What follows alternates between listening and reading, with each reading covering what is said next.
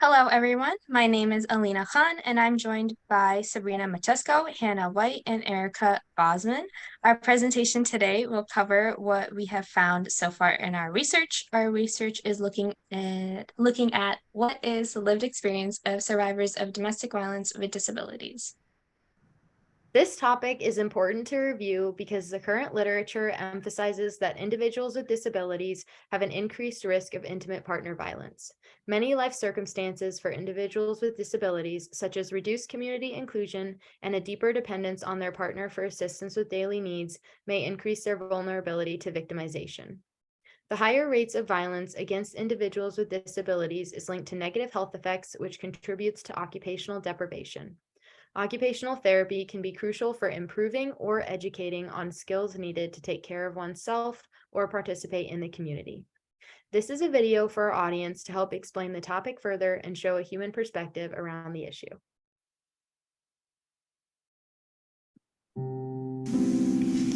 After my accident, my marriage really suffered. I couldn't work anymore, and I needed assistance with simple daily tasks around the house. My husband would have to help me into bed and change light bulbs when they burnt out. If we needed anything from the basement, I'd have to wait for him to come home because I couldn't go downstairs anymore. He started to resent me and blame me because our sex life wasn't the same as it was before the accident.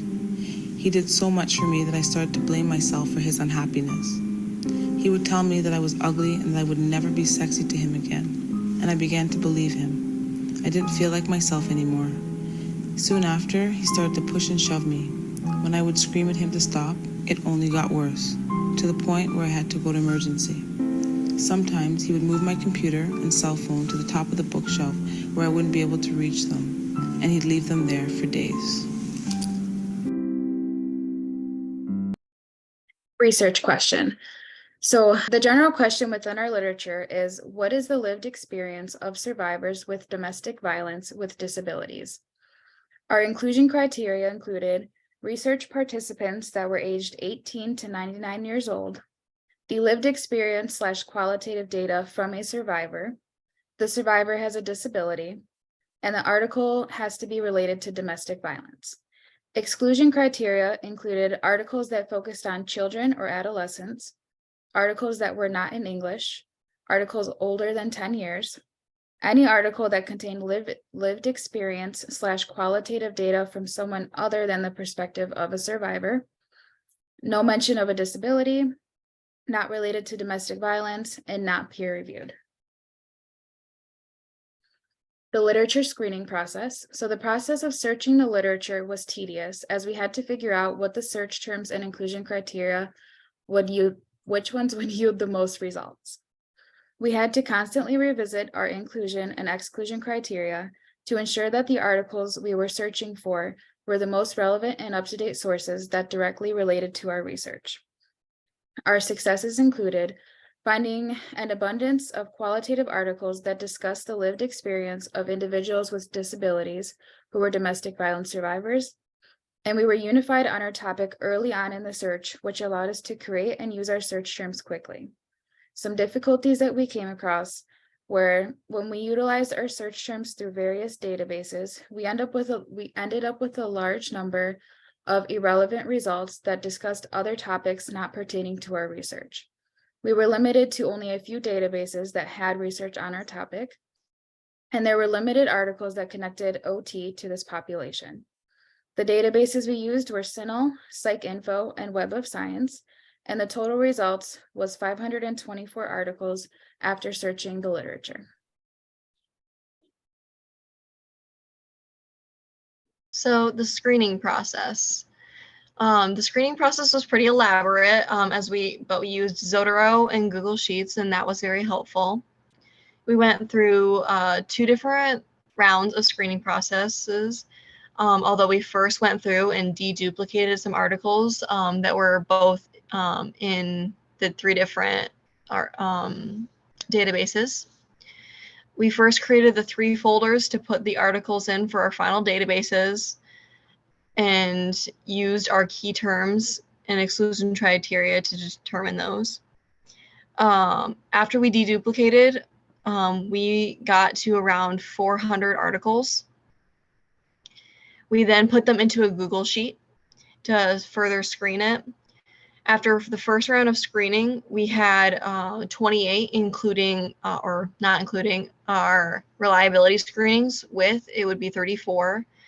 One problem that we had was not being able to have all the articles downloaded into each folder, as Zotero would give us some problems and it wouldn't download after a certain number of articles were reached.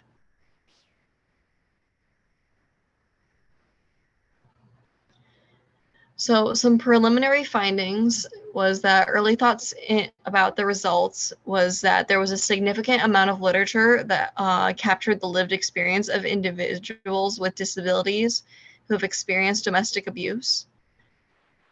Themes we found so far from looking at these different articles included barriers to reporting and accessing services. Some of these various barriers that prevented individuals from reporting or accessing abuse, impact on health and well-being, the physical and psychological impact of domestic violence on individuals with disabilities, effective intervention and prevention strategies. And the questions we've had kind of thus far are how should we definitively define, or how should we define disabilities or the disabilities that we're focusing on? And should we be specific to a type of disability? One article that we will be including in our review is from the American Journal of Occupational Therapy. The article's findings are particularly interesting because they shed light on the occupational barriers faced by women with disabilities who are victims of intimate partner violence. These barriers can be educational, vocational, financial, and physical. The study emphasizes the importance of recognizing the unique needs of this population and the need for occupational therapy practitioners to provide appropriate interventions to increase their ability to live independently. Additionally, the article highlights the importance of identifying the signs and symptoms of intimate partner violence among people with disabilities, which can help healthcare providers to better support and assist their clients. Overall, this study provides valuable insights for healthcare professionals working with survivors of intimate partner violence with disabilities, which can lead to improved care and support for this vulnerable population. We want to advocate and give a voice to those who do not have one. At the end of our research, we are hoping to create an actual brochure or pamphlet with information to raise awareness and to provide information on how people can get help and ways to increase occupational engagement that may have been depleted due to the abuse they had experienced. This pamphlet over here that you can see, it represents a similar voice our team is hoping to give to this population of victims of domestic violence. It represents a way to present a lot of information in a on-the-go manner that would be discreet and easily accessible.